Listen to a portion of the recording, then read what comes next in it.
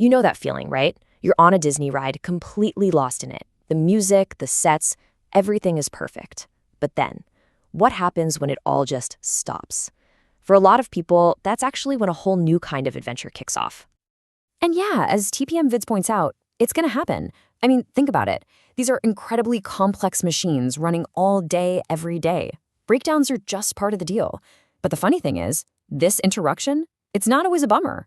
For a lot of fans, it's the start of something really special. So picture it. You're stuck. The ride car isn't going anywhere. What actually happens next? What's the procedure? What do you get to see that nobody else does? And maybe the biggest question of all, why on earth do so many people want this to happen to them? Let's get into it. Okay, first things first, let's talk about the moment it happens. The ride stops, and for a few seconds, you're kind of just sitting there. It can be a little weird. So the first thing you probably notice isn't the silence, it's the sound. Imagine you're on Expedition Everest, climbing that huge hill, and the train just stops. But the music, the sound effects, they're still blaring on a loop. It's this super strange feeling, like the soundtrack is still on this epic adventure, but you, well, you're not. And then you hear it, the announcement. It's usually a pre-recorded voice. And it's the first real clue that this is more than just a little pause. They use this really careful language, something like, your train has waited at a scheduled stop. It's all very calm, very don't worry. But let's be real, that's the moment you know, okay, this is actually happening. All right, so let's dive into the experience itself. Because, not every breakdown is the same. It can be anything from a quick pause to a huge, complicated situation. The thing is, these rides are built with safety first. So they're designed to stop for, well, a ton of reasons. It could be a tiny technical glitch, like a door sensor acting up on Dinosaur. Or, and this happens a lot, someone drops a phone or a hat on the track. That'll trip a sensor and bring everything to a halt. And then, of course, you have the big stuff, like a park-wide power surge that takes out a bunch of rides all at once. It's funny how your perspective can change, though. Take this guest, Allie, on the Dinosaur ride. First, the ride stops right at the very beginning. Ugh, so frustrating, right? But then it stops again, this time right in front of that huge, terrifying Carnotaurus. And suddenly, she's not frustrated anymore. She's psyched. I mean, who gets to stare down that animatronic up close? It's a view you just can't get any other way.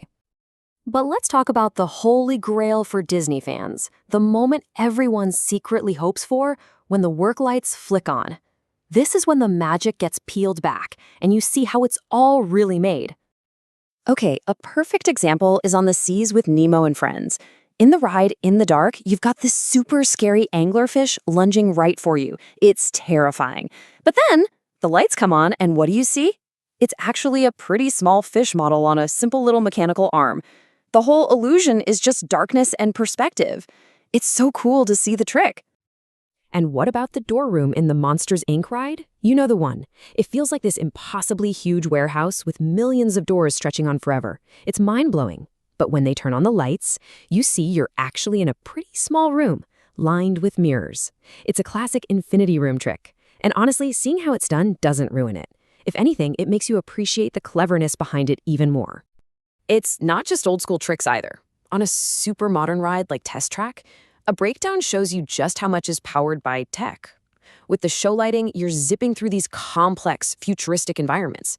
But with the work lights on, you see it's all being projected onto plain black walls. You're literally seeing the blank canvas that all that amazing projection mapping gets painted onto. It's wild.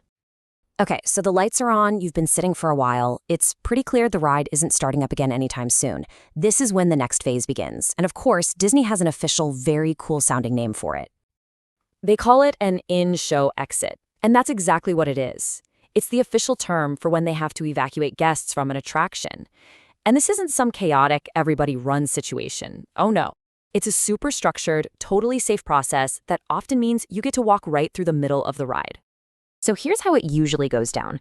After they make the announcement, cast members show up right at your ride vehicle. They'll help you out and then guide you along a pre-planned path.